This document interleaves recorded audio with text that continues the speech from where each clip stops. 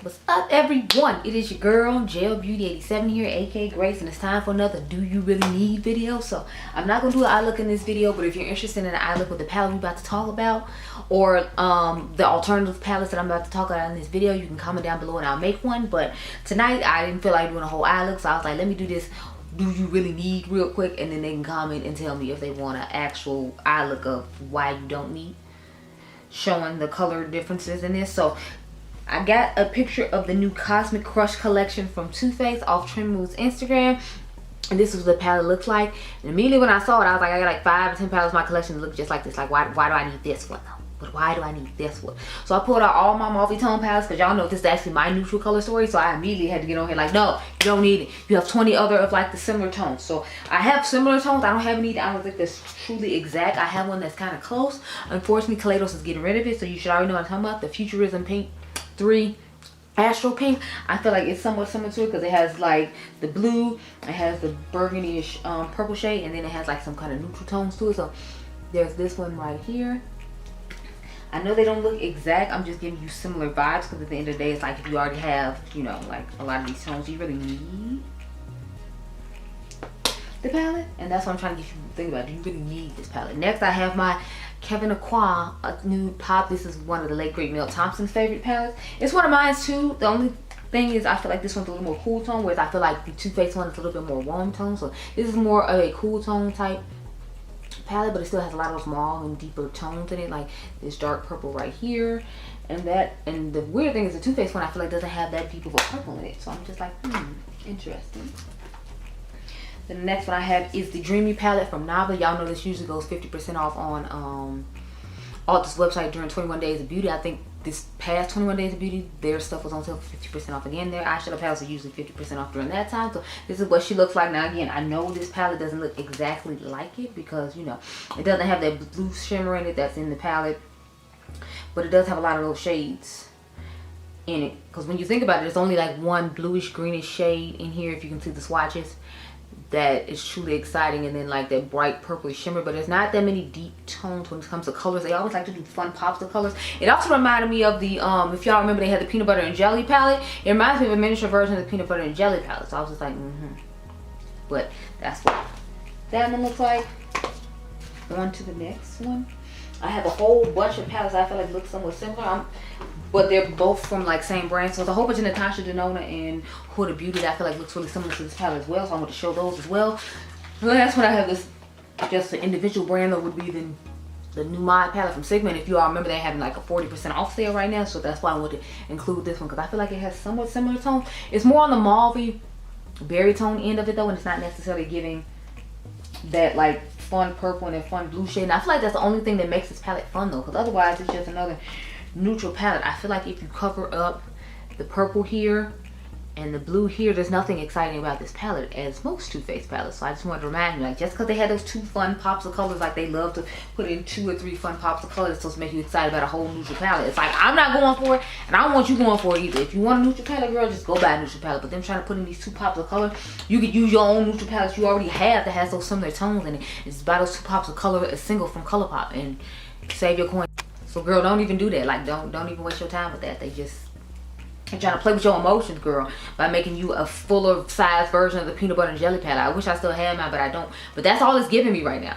You're a giant version of the peanut butter and jelly palette, and you put like 1 dual chrome shade in there now, because you think, you know, since other brands have done it, you think that you put a dual chrome shade and it makes it cool. No. Okay, no. So next I have the Natasha Denona My Dream palette. This is what it looks like on the inside, and it has its own fun dual chrome moment here, which is this shade right here, and then it has a lot of those same neutral shades, and you have her shade Blackest Black. So you'll get that black shade without the shimmer in it. You get a lot of those similar tones in it. You just don't get like that fun bright purple, but you get a shifting shade in here.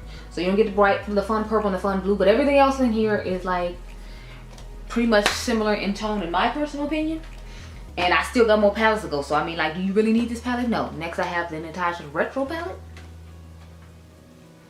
Now I did change out one of my shades, so the pink shade in there, I added this shade right here, but the rest of them are originally from this palette. So again, you just got a lot of berry toned-ish pink shades, and they're kind of on the warm side, if you will, warm and neutral, if you will, which I feel like is a lot of what this palette is. This one is definitely more berry toned than this one is, because I feel like it has a little bit of peach, a little bit of warm, and then it has a little berry and it goes on with its day. So I mean, this one isn't as close, but I still feel like it's around the same realm, and that was the point of bringing it. Like, you don't need it, girl, it looks the same. And then you have like 3 palettes from Huda that look really similar to this palette, so you can pick which Huda palette you would prefer and do that. Like, I have my new nudes. This is the first Huda Beauty big size palette I bought. Mine looks brand new because it is a brand new one. I had the original one that I had bought like a million years ago in my collection, but I decluttered it when she had a 40% off sale. So this is what it looks like. Again, it gives somewhat similar vibes to it. Now this one does have pressed glitters in it, so just keep that in mind, but it gives the vibe of that palette to a certain extent, because you have the lighter shades on this side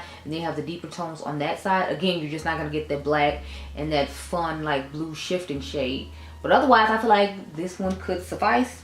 And if you really want that shade that bad, you can buy 2 singles from ColourPop if you already own this palette, or you know, an indie brand of your choice, and you know, go on with your day, because indie brands have shifting shades. There's this brand called UOMA Beauty who has like a whole bunch of nice shifting shades. They're only like $3 and $5, so they don't charge a lot for their dual chromes or multi-chrome, and they look nice on the eye and the shifts show up pretty nicely. I currently have on the Seahorse palette from Adept Cosmetics, and I used some mattes from an Ace Beaute palette. I believe it's, I forgot the name of it. It was the one that had limited edition that was supposed to be more on the mauve cool tone side, but it didn't tie in with the palette that we're showing today, which is why I didn't bring it. But otherwise, you know, my point is with this palette, just don't let them fool you with that pop of purple and that blue green shifting shade, because that's the only thing they're getting you on. If you cover up them 2 shades, there's nothing exciting about this palette as usual. Next, I have my Rose Quartz palette. Again, it has a lot of the similar type tones to it. You can see it has the peachy tones, it has the berryish tones, and then it has like all these shifting shades. It even has like a nice little pink to it.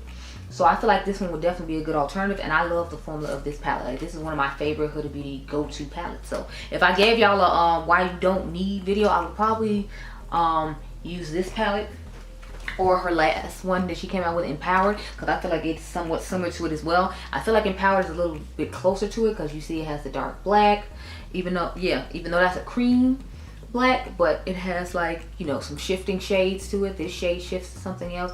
You have a lot of those nice warm tones they talk about. You have a bright gold in this one, so I would use this one, the Natasha Denona what is it, the Natasha Denona My Dream palette, or the Rose Quartz palette if you're interested in me actually doing an eye look and going further into detail as to why you don't need it. Because when those videos, I usually try to match up the colors and make sure that it's seen. So I'm gonna leave these 3 here, and y'all can comment down below in this video, let me know if you want one and name which palette you want it with. Remember, it's Natasha Denona My Dream palette, the Empowered palette by Huda, or the Rose Quartz. I'm feeling like the Rose Quartz will probably be our best bet because it has a lot of shades, but I mean, I guess we could try for the well, the Love palette doesn't have any really deeper tone shades that match this palette. So comment down below with which palette you want to see a video on, and if y'all don't comment, then I know I don't need to make it, and I can bring my palettes home. But I hope this was helpful to you, because they really just trying to like blow you with this pop of pink and this dark shade situation, and that's supposed to make you buy it. It's like, we all know you're Too Faced. Like,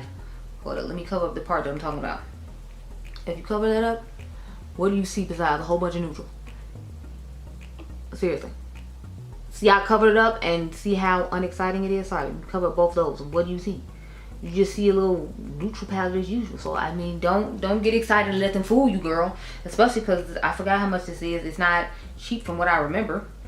I did see the highlighters, so I'm not even gonna front. I'm interested in getting the highlighters perhaps, just because I don't remember having tried Too Faced highlighter formula other than like that ice cream palette they had with a whole bunch of glitter. So I'm interested in see what a smooth highlighter color would look like. But why they worried about making all these eyeshadow palettes? Why don't y'all worry about extending your bronzer collection? Because I was talking to my friend Kevin, the makeup artist that I told y'all about that I work with, and he was talking about how he would like the bronzer. I'm like, I don't know, honey. Remember, they still don't have it for my shade. So maybe y'all should work on that instead of worrying about making these pop of color eyeshadow palettes. You know, like, that's a part of you could make that it actually include everybody eventually. And since everybody else has been able to manage to make them some deeper bronzers, maybe you should try too.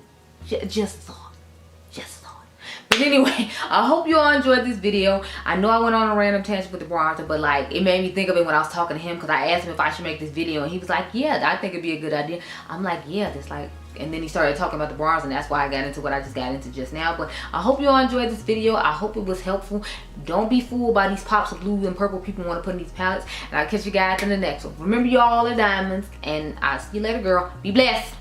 Comment down below which palette you want to see on the video. Bye, girl.